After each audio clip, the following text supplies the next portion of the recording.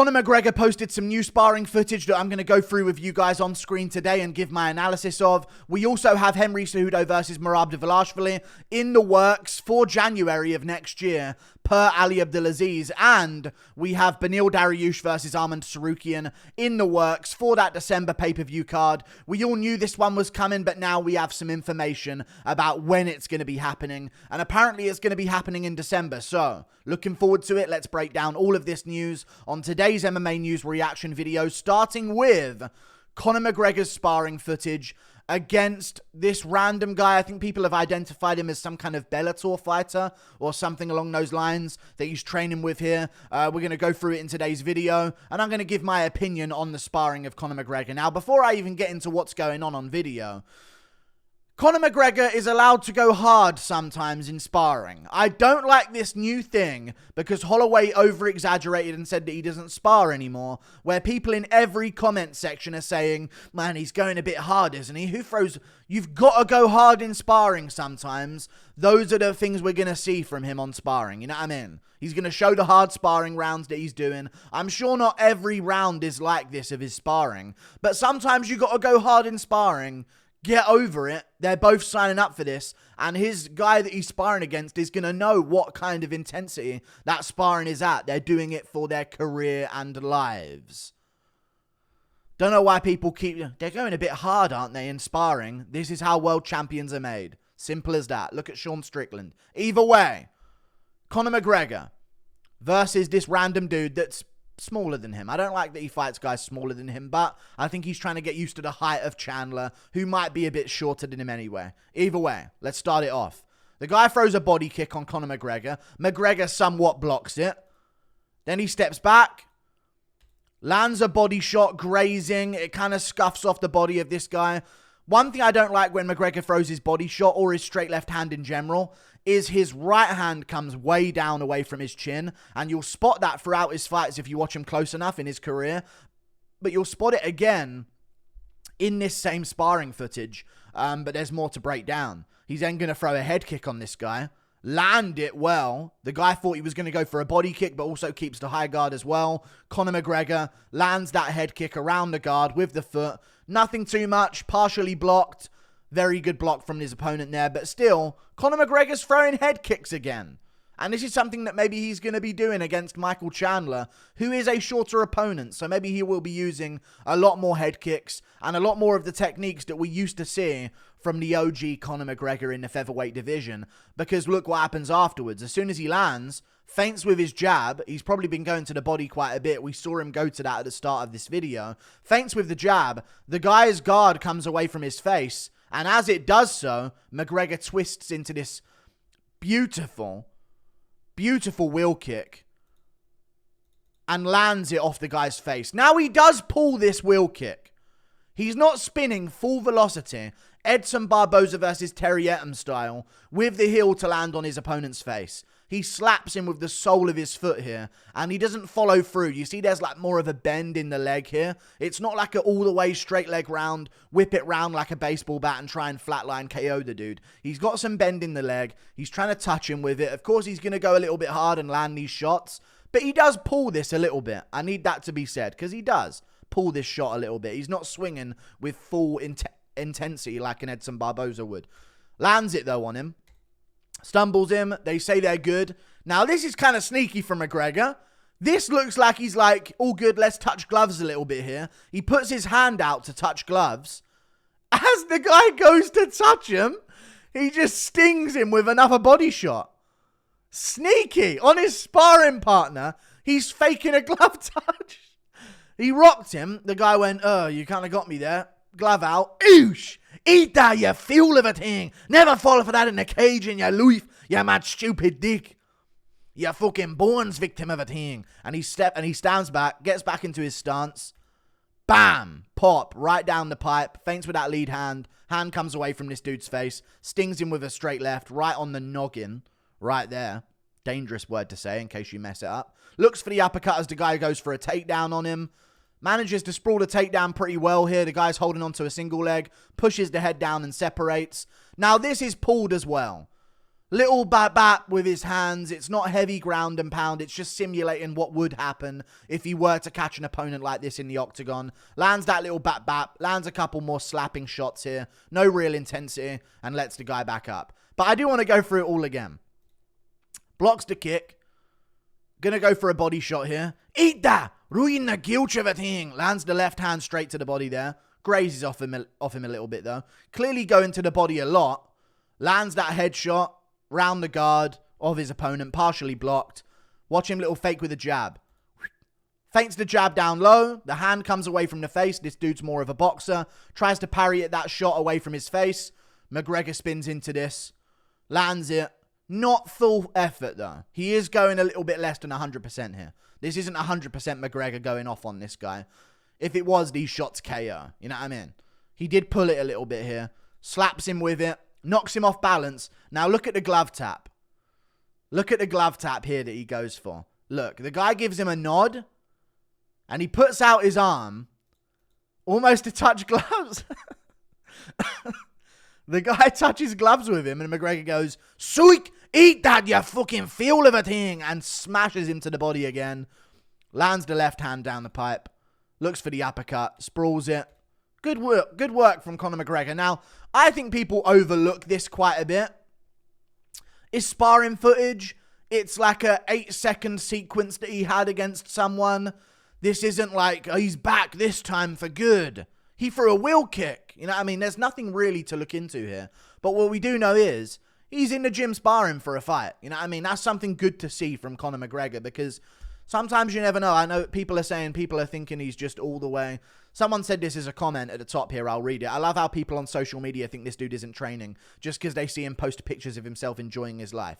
Like, he's clearly in the gym and he's been in the gym and he's taking this seriously. Trust me, McGregor's ego is so high, and that's something that's fueled his entire career's success, by the way. I'm not saying that as an insult.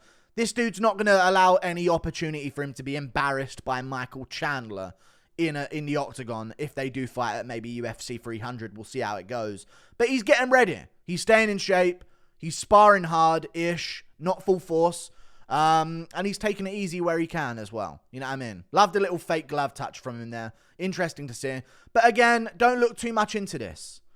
At the end of the day, when he fights Michael Chandler, he will have been out for a very long time. And that's going to be a huge factor. You can do all you want in the gym. You can look like a world champion sparring. How are you going to show up on the night?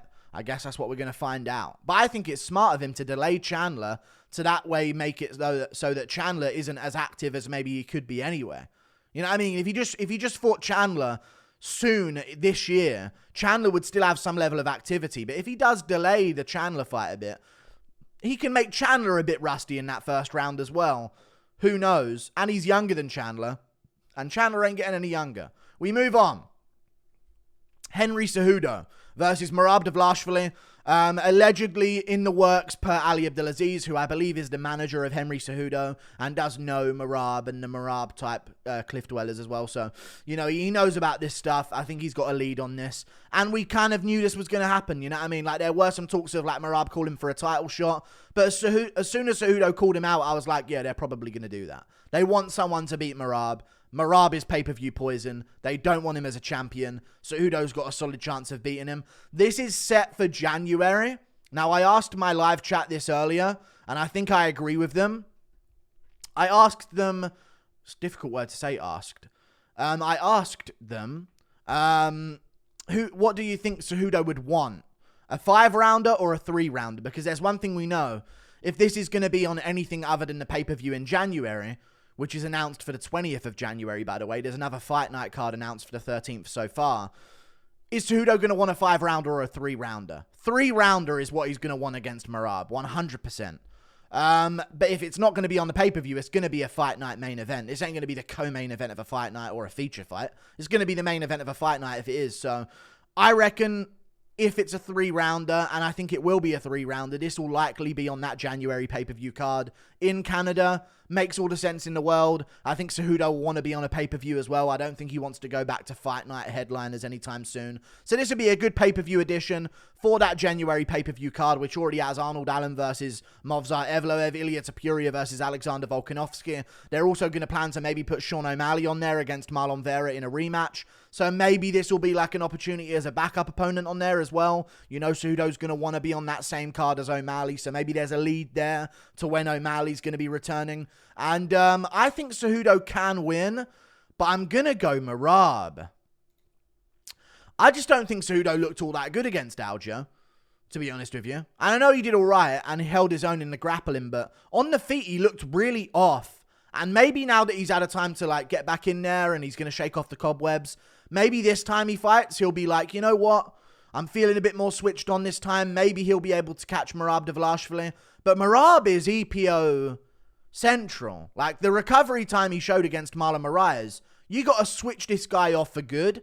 Am I going to trust Henry Cejudo to switch off Merab? I don't think I am. And I've said this for the longest time. I don't think Cejudo's wrestling is all that well fitted for MMA. And that's why I picked Aljamain Sterling to not only beat him in their fight at UFC, whatever it was, but also to be able to hang with him in the grappling, because I thought, you know what, Aljo has a much better grappling style for MMA, and Cejudo doesn't control people on the ground. He's got good takedown defense for a bit. For those initial shots, when someone shoots a takedown or two per round on him, he will stuff the takedown. But if Merab shot, what, a takedown that failed per 30 seconds on Piotr Yan, does Cejudo have that fast twitch hips to escape all of those positions? I honestly think they should legalize grounded knees for this fight so Cejudo can blast him in the face with a knee as soon as he stuffs those takedowns. I'm just worried as the fight goes on here that Cejudo's not going to be looking too crisp on the feet. Will be taking some shots, and maybe we see Merab just be a taller, stockier version of Cejudo that can push a higher pace. Even if he doesn't have the technical skill, he's a goblin. You know what I mean? He's an absolute gremlin of a fighter. He'll keep pushing. He'll keep grinding against the cage. And he'll keep failing takedowns. And if there's nothing else happening where Cejudo's dropping him or hurting him on the feet, that might be enough to secure him the win. And with Cejudo thinking about all those takedowns, Merab might be getting him. You know what I mean? On the feet with those tit-tat shots that aren't doing much, but they're landing. So my initial lean is Merab. But we'll see what happens. You know what I mean? We'll see what happens.